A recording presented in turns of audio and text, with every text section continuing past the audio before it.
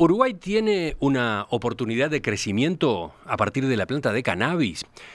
¿Su explotación debe formar parte de una estrategia país?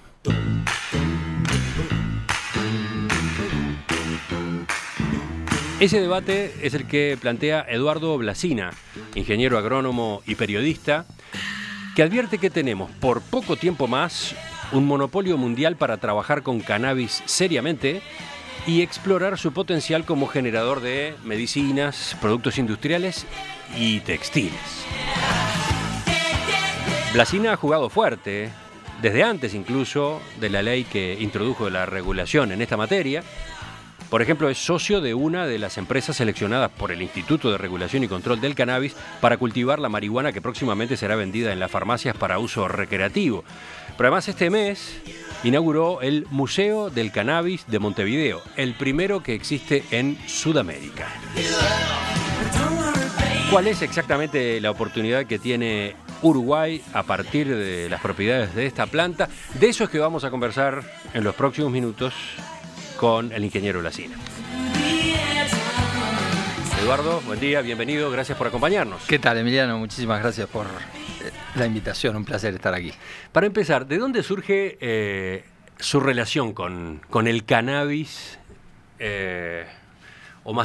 mejor dicho, con la cannabis sativa?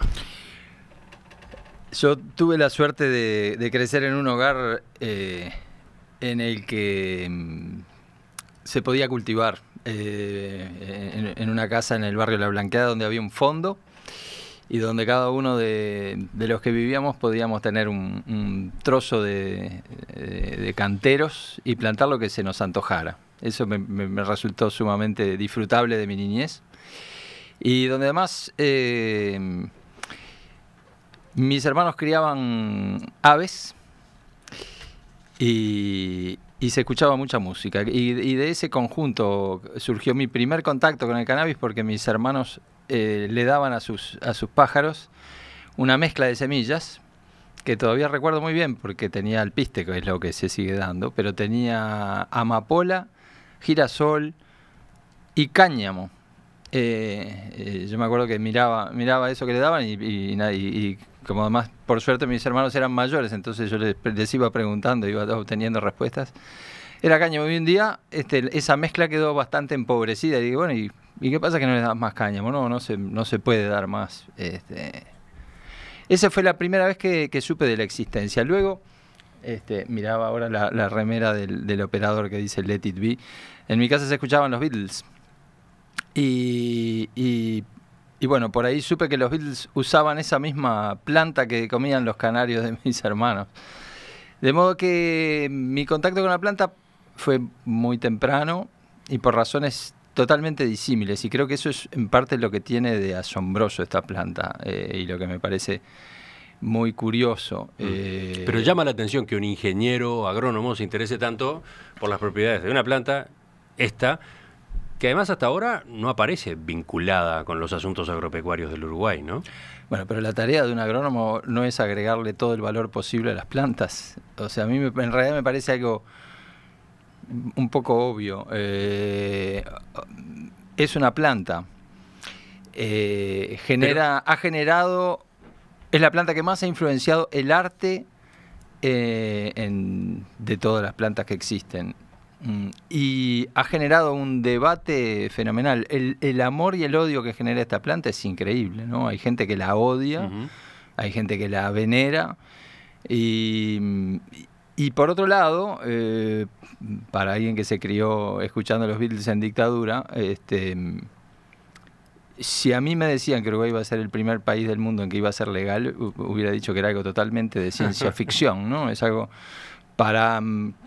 o sea, realmente desde muy chico pensé que prohibir una planta era algo un poco loco, un poco absurdo. Y bueno, y de un día de la noche a la mañana me encuentro con que estoy viviendo en el primer país del mundo que toma ese riesgo de legalizarla. ¿Usted participó de las movilizaciones a favor de la legalización de la producción y comercialización?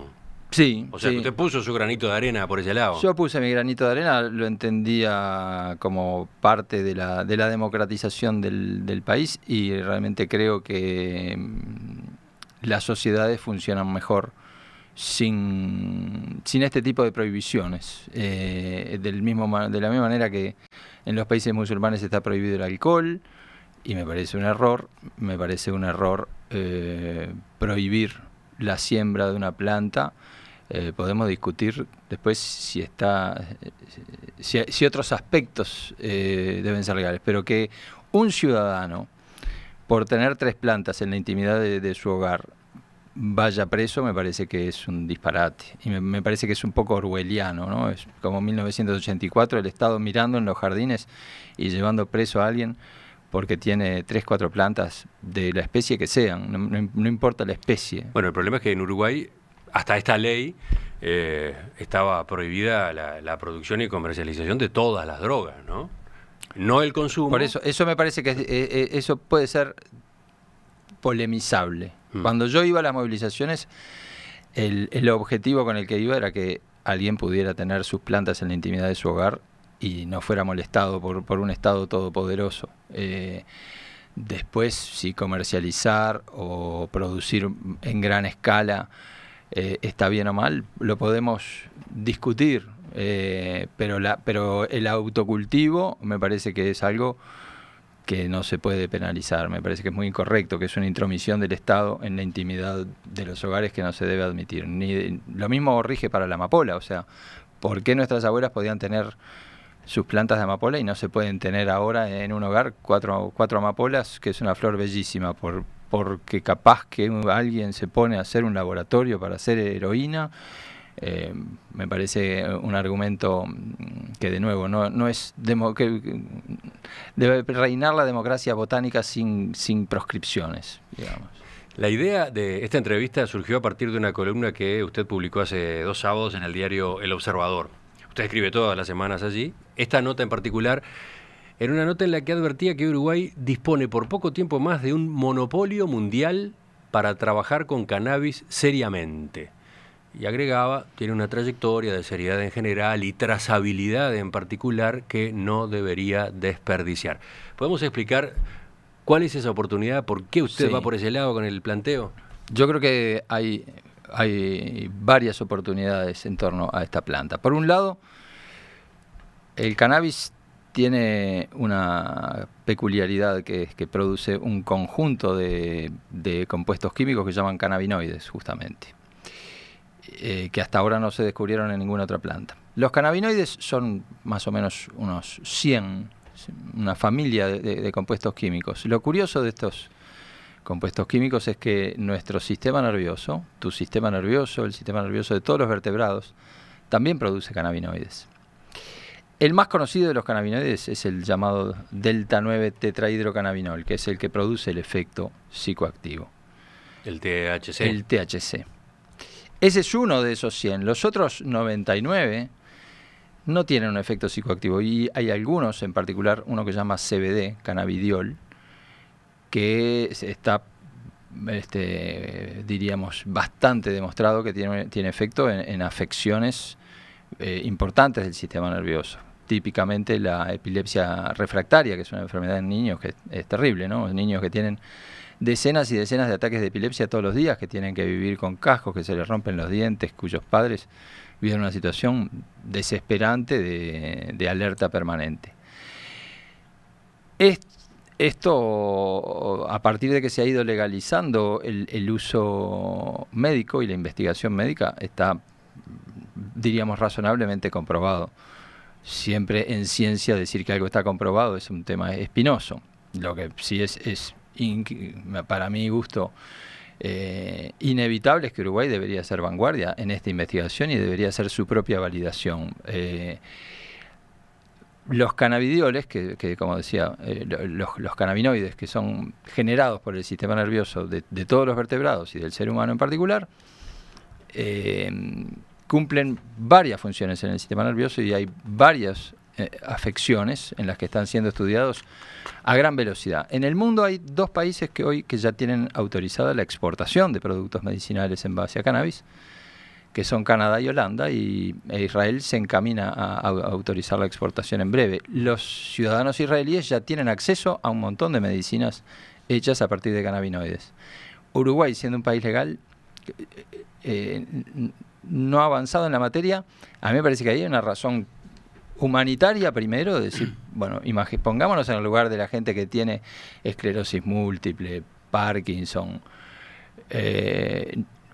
niños con epilepsia refractaria, que leen en internet que hay un montón de medicamentos disponibles, que hay un montón de investigaciones sólidas que están respaldando eso, y que están acá en Uruguay, un país legal, y no consiguen la medicina.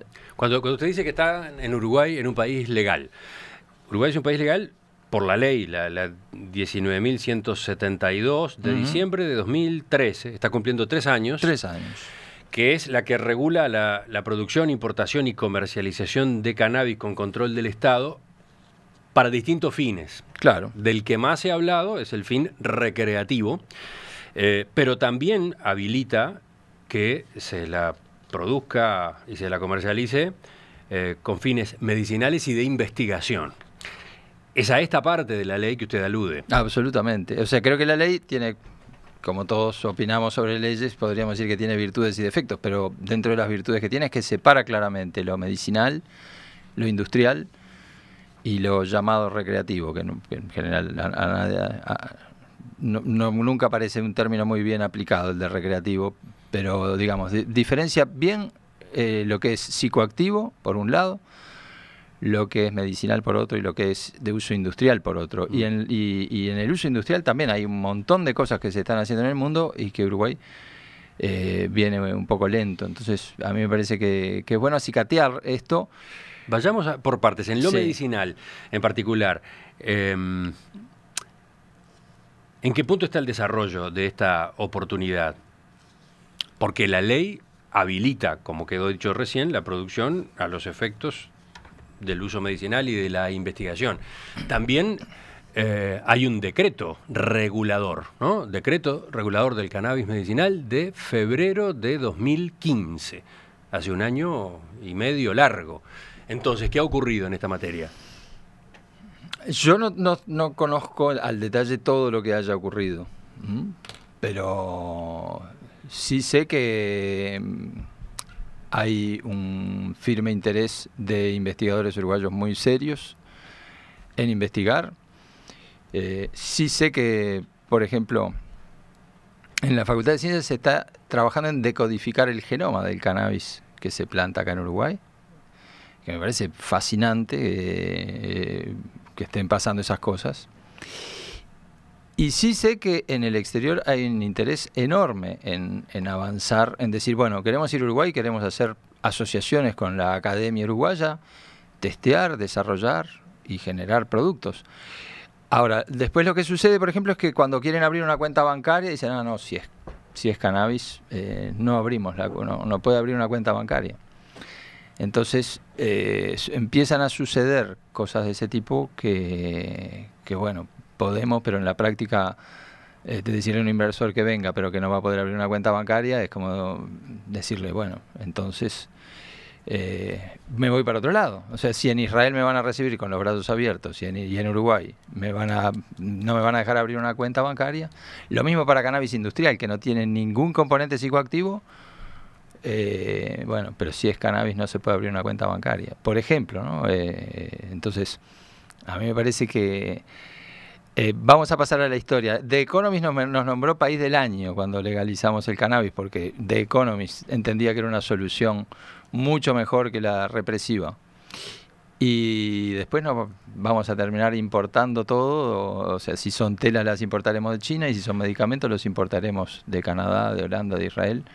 Y bueno, la verdad que me daría mucha pena esta situación un poco ambigua, por lo menos. Vayamos a esos otros usos, porque el cannabis medicinal no es la única variante al cannabis recreativo que tiene posibilidades de explotarse. Ya quedó dicho a lo largo de esta conversación que hay una cantidad enorme de posibilidades industriales y textiles. ¿Podemos profundizar un poco en todo este otro campo? Sí. Bueno, el uso textil del cannabis es es parte de la historia humana desde sus inicios, ¿no? Esta camisa que tengo puesta es de cannabis, por ejemplo, importada, traída del otro lado del mundo. ¿Qué quiere decir que es de cannabis? Parece una camisa, no sé, de algodón o algo así. Sí, es un poquito, no es tan suave como el algodón, pero es mucho más resistente. La fibra de algodón es celulosa pura, es una fibra muy cortita y solo de celulosa, lo que la hace muy suave. La fibra de cannabis tiene aproximadamente un 8% de lignina, que es un material no tan flexible, pero muy, muy resistente. Y el cannabis fue un protagonista central de la historia humana como textil. Por su resistencia las primeras redes fueron hechas de cannabis en Asia. Y es parte de las cuerdas.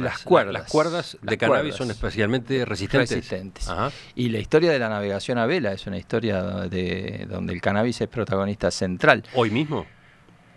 A la irrupción de los derivados del petróleo sustituyó las cuerdas de cáñamo, pero ayer me decían que en las ferreterías se está volviendo la cuerda de cáñamo para el uso en la plomería. ¿Qué más? ¿Qué otros usos? Bueno, el siguiente uso fue el papel. Los chinos se dieron cuenta que con lo que quedaba de usarlo como textil, mojándolo y machacándolo, quedaba el papel. El primer papel que usó Gutenberg en su imprenta y la Constitución de Estados Unidos y los primeros dólares que se imprimieron eran justamente de cannabis, porque también para hacer un billete se requería un papel que no se rompiera con facilidad y que resistiera todo el trabajo de una imprenta. En realidad el cannabis nos ha dado todo lo que imaginemos, o sea, empezó siendo un alimento, ¿no? La semilla de cannabis es un excelente alimento y se usa para desayunar. Si uno va a un supermercado en Estados Unidos, encuentra semillas de cannabis para desayunar, para comer, como se comen tantas semillas hoy que tienen proteína. En general la gente no sabe que lo único psicoactivo de una planta de cannabis es en algunas variedades la flor femenina. Y todo el resto no tiene ningún efecto psicoactivo. O sea, siempre la pregunta es, bueno, y si desayuno esas semillas, ¿voy a tener una alteración en mi mente? No, para nada. Todo lo que no sea flor femenina no tiene un efecto psicoactivo y es usado como alimento la hoja, la semilla.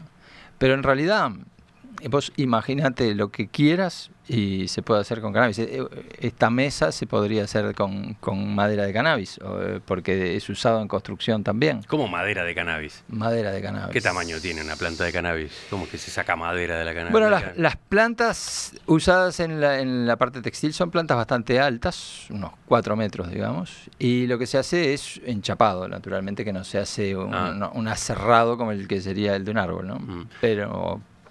Pero bueno, pero se usa por virtudes propias, no solo porque sea algo exótico, digamos. Para darle más contundencia a toda esta historia, Eduardo Blasina suele contar que George Washington plantaba cannabis, que tenía su propia chacra.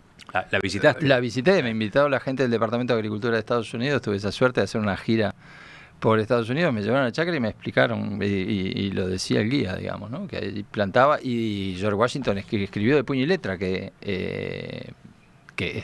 los agricultores de Estados Unidos tenían que sembrar cannabis y la nación debía sacarle el mayor provecho a eso.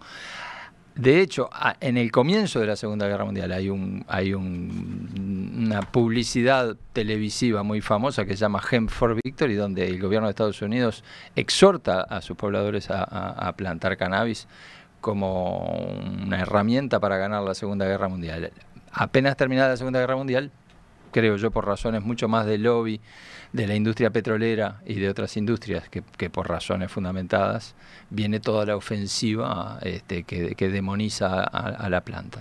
La ofensiva prohibicionista con respecto a la planta de cannabis tiene que ver con la industria petrolera y no con el uso que puede dárseles para una droga, para la marihuana en particular. Creo que todo fenómeno es multicausal. Pero sí creo que tiene que ver con correlaciones de fuerzas a la interna de Estados Unidos, por un lado.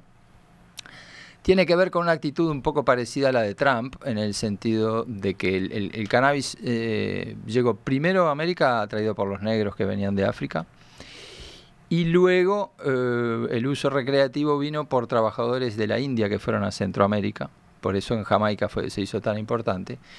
De allí pasó a México y la llevaban los mexicanos que ingresaban a Estados Unidos, y había arraigado en California por un lado y en el mundo del jazz.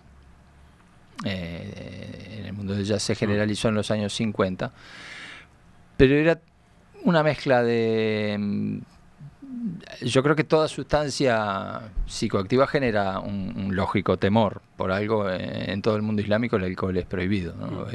Todo lo que nos saca estrictamente de la vigilia puede ser que sea visto con temor. Pero creo que se mezclan muchos otros factores, y creo que sobre todo en los años 60, cuando la resistencia civil frena la guerra de Vietnam, ahí Nixon fue el que instauró el concepto de la guerra contra las drogas, ¿no? Eso creo que fue lo que acentuó, llegó a su momento máximo la ofensiva contra la planta.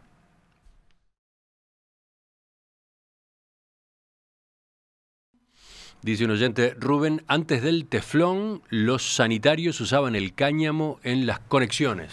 Sí, y creo que se está volviendo a usar en eso, en solucionar goteras, en cosas.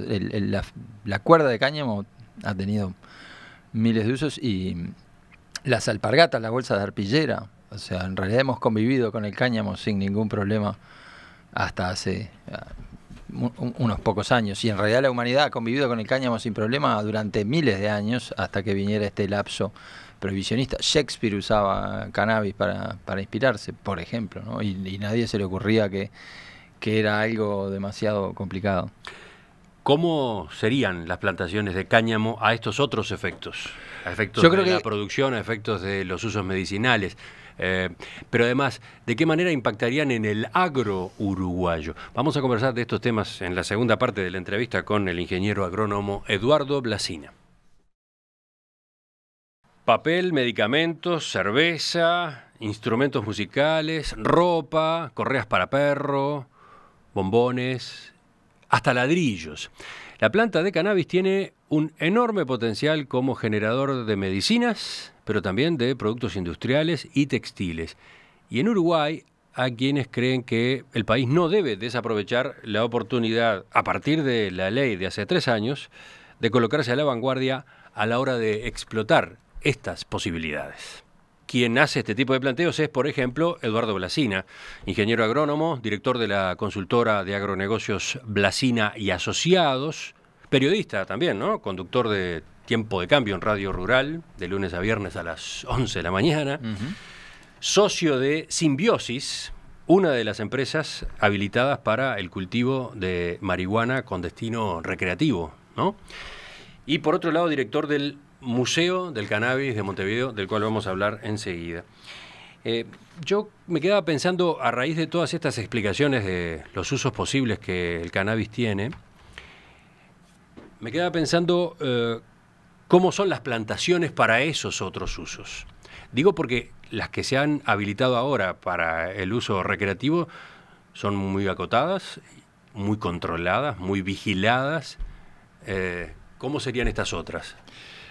Antes, permitime decirte cuál es para mí un uso clave que a mí me gustaría haber desarrollado en Uruguay, así como parte del sueño. Me gustaría ver Uruguay vanguardia en cannabis medicinal, y por otro lado Uruguay vanguardia en bioplásticos. Yo creo que ahí hay un camino para valorizar el cannabis y los restos de maíz, de sorgo, de trigo, o sea, lo que queda después de cosechar. Si Uruguay, imagínate que Uruguay hiciera bolsas de bioplástico y botellas de bioplástico que se pueden compostar, lo que sería, ¿no? Y eso, si no somos nosotros los primeros, otros serán los primeros.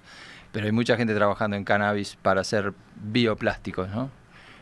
O sea, que tienen la misma función que los plásticos actuales, pero que al revés que estos que son derivados del petróleo y que quedan miles de años sin poder incorporarse al suelo, se incorporan al suelo. Eso sería para mí maravilloso. Si lo llego a ver en Uruguay, me encantaría verlo. Pero justamente teniendo en cuenta esta variedad de destinos posibles que tiene el cáñamo, pienso, ¿de qué volumen de plantaciones estaríamos hablando? Estas que ahora se habilitaron, que tienen 1 hectárea, una cosa por el estilo. Una cosa por el estilo. En total, ¿no? Y son bajo invernadero y, como tú decías, con una vigilancia súper severa. Están localizadas en el Penal de Libertad. En el terreno que ocupa que tiene el Penal de Libertad allí. Para todo esto otro, ¿cuántas hectáreas habría que plantar? ¿Cómo sería el fenómeno? Sería un cultivo más, o sea, lo podemos pensar como el maíz, como el sorgo, como cualquier otro cultivo. Lo primero a aclarar es que naturalmente es la misma especie, pero no tiene efecto psicoactivo. Por la ley de Uruguay, además, en eso tiene una virtud, que es que para que algo se llame cáñamo tiene que tener menos de 1% de THC, que es este componente que es psicoactivo. O sea, todo lo que tenga más de 1% ya no califica para ser llamado cáñamo. Y de todos modos las variedades que se usan para uso industrial o textil tienen menos de 1%, eso no es ningún impedimento. Entonces, ¿eso quiere decir que desde el punto de vista de los controles de seguridad no habría las mismas exigencias? Eso quiere decir que si alguien ve la plantación y dice, bueno, voy a robar esto para fumármelo, es lo mismo que si robara maíz o sorgo para fumárselo. O sea, no le va a pasar nada más que... ¿Pero el aspecto es el mismo? El aspecto... No, porque puede haber lugar a confusión y puede haber entonces haber problemas de robos, violencia, etcétera, a partir de un equívoco. La forma clásica de la hoja en forma de mano es la misma. Sí. Las plantas sembradas para textil, lo que interesa es que la fibra sea larga, por lo tanto se siembran a una densidad importante para que las plantas busquen el sol, y son plantaciones muy altas, y en ese sentido la forma de la planta es diferente a las psicoactivas, que suelen ser más como un arbolito de Navidad, digamos, o más robustas. Son plantas de unos 4 metros y... Pero entonces mi pregunta es, ¿el factor seguridad no es un obstáculo para que esto se extienda como producción? El factor seguridad me parece que no es un obstáculo, porque la planta no tiene ningún efecto, por lo tanto no tendría ningún interés el robarlas, y simplemente lo que habría que controlar es que lo plantado sea efectivamente todo de menos de 1% de THC, que es algo que no es muy difícil de controlar. ¿Y de qué volúmenes estamos hablando? ¿De qué espacios? Y bueno, yo creo que en esta primavera deben estarse sembrando unas 300 hectáreas ya en Uruguay de empresas que están iniciando este recorrido. ¿Cómo? Perdón. ¿Ya hay empresas? Ya hay empresas sembrando. ¿Para este uso? Para este uso industrial, en realidad, mientras tenga menos de 1% de THC, por ejemplo, hay variedades que pueden usarse con multipropósito. Pueden ser de uso industrial, pero además se les puede extraer el CBD, que es uno de esos componentes que tiene un potencial médico interesante. O sea, son empresas que han hecho los trámites correspondientes ante el Instituto de Regulación del Cannabis. Son empresas que han hecho los trámites correspondientes ante el Instituto de Regulación del Cannabis y ante el Banco Central, que es sumamente estricto, lo cual por supuesto que está bien. Ajá. Y bueno, a pesar de que lo han encontrado extremadamente engorroso, han avanzado en ese camino y están sembrando. Es un dato interesante porque no sé si es muy difundido, ¿no? Ya hay 300 hectáreas aproximadamente sembradas con este destino. Uh-huh. Pero ¿y qué más? ¿Cuánto más interés hay? ¿Cuánto podría crecer este sector? En general, la restricción es que requiere riego. Entonces, bueno, cumpliendo ese requisito, es un poco el huevo y la gallina. Nadie se instala a producir textiles, por ejemplo, porque todavía no ha habido un volumen sembrado importante. Y nadie siembra demasiado porque no había demasiada certeza en cuanto a que alguien lo quisiera procesar. Sin embargo, hay por lo menos... Yo tengo conocimiento de 2 empresas que están empezando a importar cáñamo para hacer tela y ropa aquí. Ajá. Un poco por virtudes propias de la fibra y otro poco supongo que por la curiosidad que generan los consumidores. Uruguay tuvo una industria textil con vegetales hasta los años 60, 70 a través del lino, y bueno, esa industria se cayó. Sería lindo que se levantara que se levantara, con lino, con cáñamo o con lo que fuera. Y se está empezando a trabajar en ello. O sea que hay una oportunidad de desarrollo de agroindustrias vinculadas con el cáñamo y el cannabis. Agroindustrias, no solamente plantaciones, sino después... Sí, agregado de valor. La cooperativa Puerto Sauce, que está en Juan Lacase, está empezando a importar de China porque tiene demanda por ropa y entonces importa la fibra, genera la tela. O sea, ya está ocurriendo eso, incipientemente. Y bueno, por ejemplo, ¿y qué impacto puede llegar a tener en el agro uruguayo? Usted mismo este sábado escribía, a propósito de cómo está el agro, terminando el año 2016, va a terminar con una caída. Una caída en el Producto Bruto Agropecuario y la proyección es crecimiento cero en 2017, proyección oficial del Ministerio. Entonces... Y yo creo que el agro tiene un problema de escasa diversificación que va siendo cada vez más acuciante. O sea, el área de cultivos de invierno va cayendo, el trigo tiene un precio internacional muy bajo, no tiene perspectiva de subir, tiene Argentina ahora de nuevo produciendo a full, y en cultivo de verano lo único rentable es la soja. Acompañan el maíz y el sorgo, pero ¿hasta cuándo el área de verano de Uruguay puede ser una relación 10-1 entre soja y el resto, ¿no? Entonces, a mí me parece que muchas veces el prejuicio de que que hay en torno al tema impide mirar con otra mirada esto y decir, bueno, si lo que voy a plantar no tiene ningún efecto psicoactivo, tiene varios usos y aparece la demanda, ¿cuál es el problema con hacerlo? Bueno, el qué dirán, ¿no? Por supuesto que a mí... ¿Pero puede mover la aguja en el agro uruguayo? Yo creo que si esto mueve la aguja en el Silicon Valley, que es una zona agrícola de Estados Unidos. Mueve la aguja en Canadá.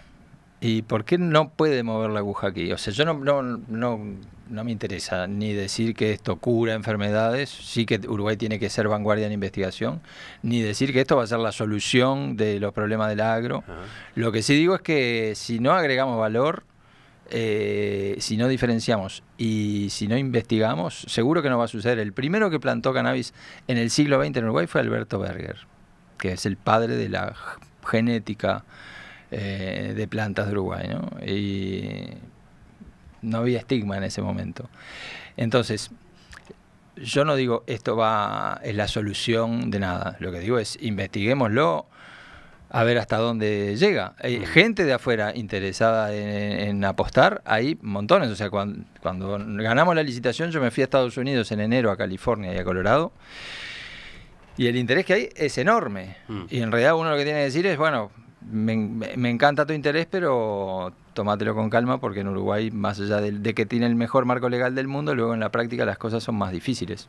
Ahora, hay interés en apostar y en hacer alianzas, muchísimo, pero por un rato más. Ingeniero Blasina, yo dije en la presentación que usted está muy involucrado en estos temas vinculados con el cannabis y la marihuana en Uruguay. Ha jugado fuerte de distintas maneras y varias pinceladas sobre su relación con el tema ya aparecieron en esta charla. Quedó dicho al pasar que usted es socio de Simbiosis, una de las empresas para el cultivo de marihuana seleccionadas por el Instituto de Regulación y Control del Cannabis. Eso viene embargado, viene como frenado todavía, ¿no? La distribución todavía no tiene fecha. No tiene fecha. Bueno, ya hablaremos de eso, pero otra de las jugadas suyas es la inauguración hace pocos días del Museo del Cannabis de Montevideo, en el barrio Palermo, acá, el primero en Sudamérica, usted lo presenta así. ¿Por qué dio ese paso también? Un poco porque eso, me parece que la gente no sabe muchas cosas de la planta, no sabe esa relación que ha tenido el ser humano durante miles de años con la planta. El tema se banaliza mucho yendo por lo obvio. Es una planta que tiene 1000 usos y se suele hablar solo de uno. Y me parece que al ser Uruguay el primer país del mundo que la legaliza, Uruguay tiene que mostrar una cara muy seria respecto al cultivo. un poco como la imagen que da la selección de Uruguay, ¿no? Yo creo que Uruguay es un país que va a tener un destino turístico cada vez más importante, y el turista tiene que ver que Uruguay se preocupa por agregar valor con seriedad respecto a este tema, y bueno, entonces... Ese museo es un destino cantado para buena parte del turismo, me imagino, ¿no? Sí, esperemos que sí. Hay un interés comercial allí también. Ese movimiento le sirve. Sí, muy bien a usted. en realidad es una casa que yo tengo desde hace muchos años, que era la sede Club Mar de Fondo. Me parecía interesante que la casa volviera a ser un lugar visitable.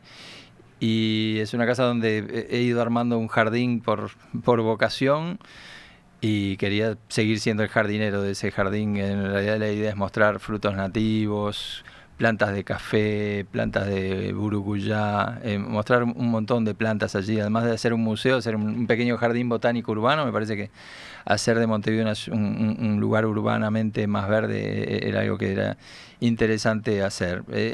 Por supuesto que espero que eso se pueda sustentar económicamente, pero me parece que es una idea de mostrar, por un lado, cómo Uruguay puede tomar este tema de la mejor manera, y por otro lado, cómo podemos reencontrarnos con la naturaleza, ver un zorzal en el medio de la ciudad comiendo una fruta nativa. Me parece que es algo que filosóficamente me gusta mucho. Se entiende, todo su planteo se entiende muy bien, pero también tiene esta otra lectura o esta inquietud que plantean varios oyentes. Con iniciativas como esta y con apelaciones como esta, ¿no se contribuye a quitarle a la marihuana en sí misma, su carácter nocivo, riesgoso?